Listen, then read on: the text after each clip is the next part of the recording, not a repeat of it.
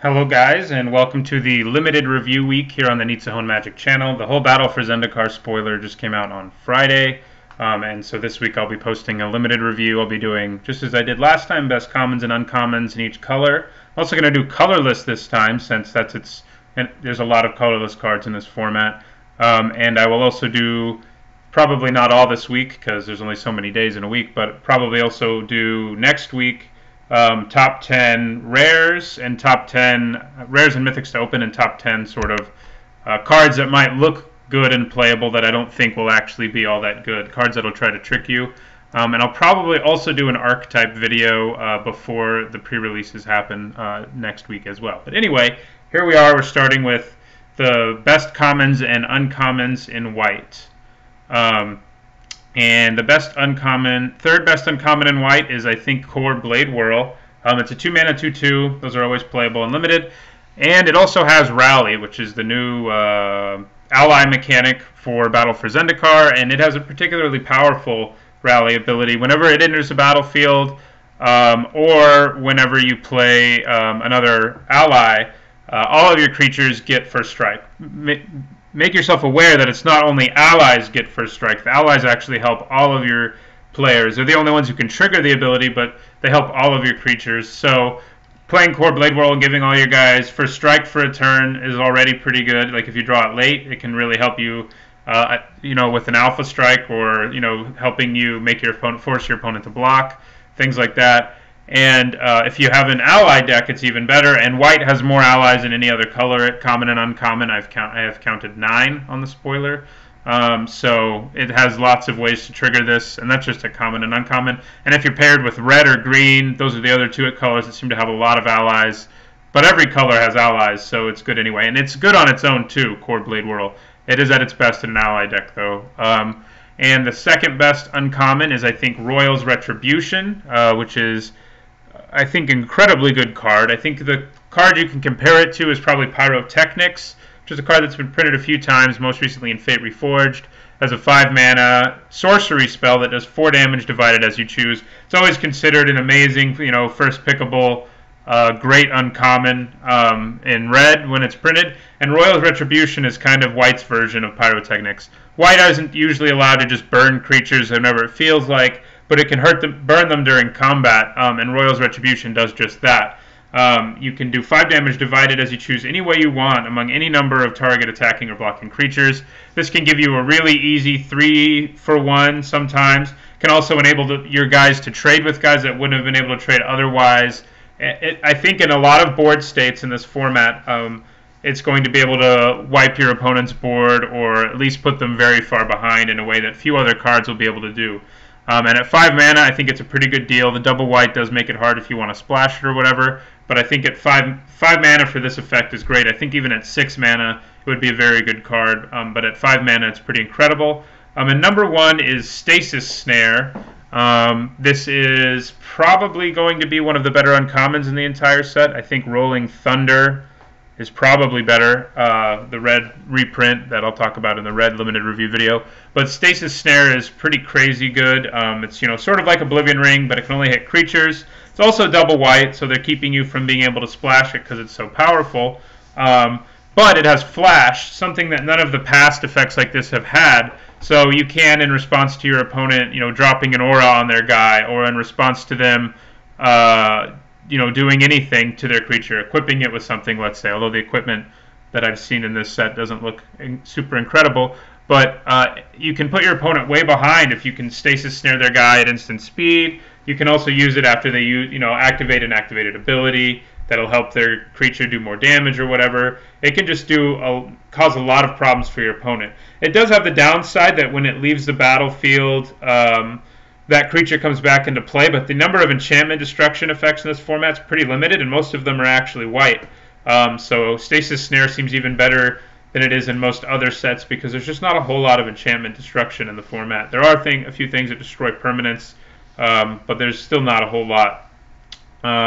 Alright, so those are what I think are the 3 best white uncommons. So let's move to the commons. The third best common, I think, is Ondu Greathorn.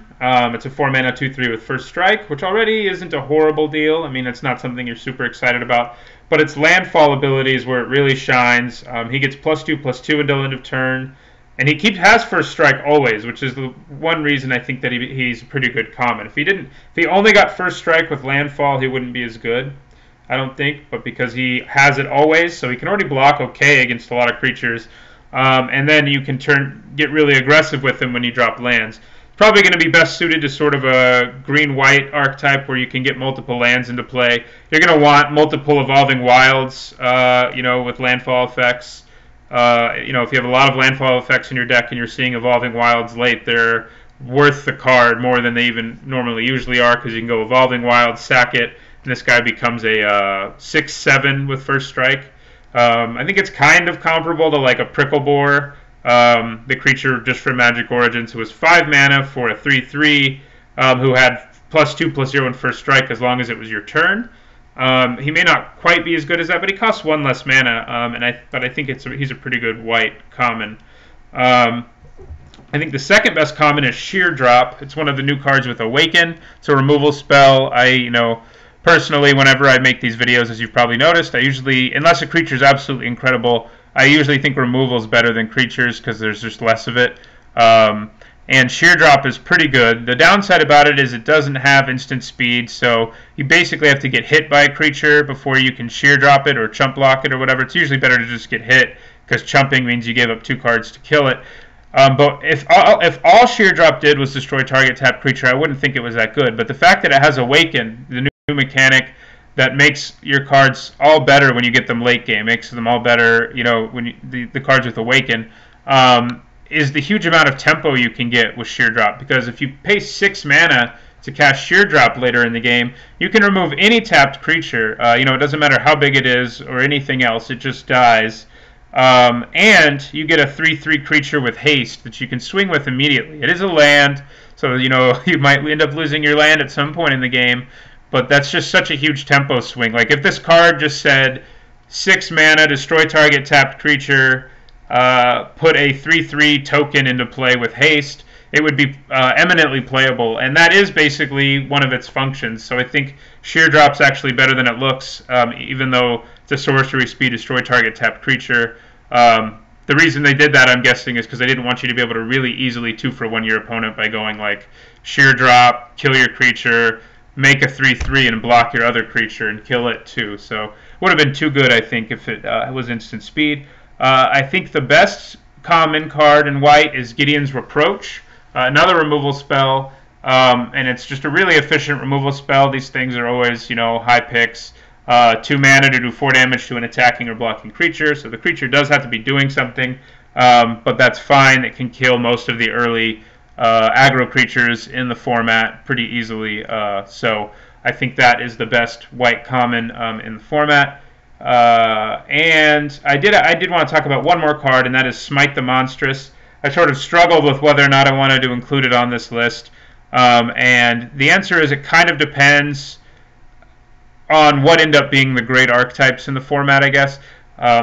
Green-white and red-white both look like they're going to be ally aggro decks, and Smite the Monstrous against that I don't think is going to be super effective. Like, having it mainboard in your deck could be pretty annoying if you're in a draft filled with those players. But if the big ramp decks that try to drop Eldrazi and other big creatures are what's most popular in the format, then Smite the Monstrous is definitely going to be on this list of best commons. So I just wanted to mention it. It's a card, it's an honorable mention, I would say, I guess. It depends on how the format ends up shaking out, whether or not Smite the Monstrous is playable main board or not. It'll be a great sideboard card no matter what, so that's important too. Anyway, that's what I think the best commons and uncommons are in white. Tomorrow will be, and every day for the rest of this week, more limited review videos will be coming up. So thanks for watching, and don't forget to like, comment, and subscribe. Oh, and don't forget to enter my Battle for Zendikar draft giveaway if you haven't yet. I'll put an annotation at the end of the video here so it's easy for you to do so. Anyway, thanks for watching.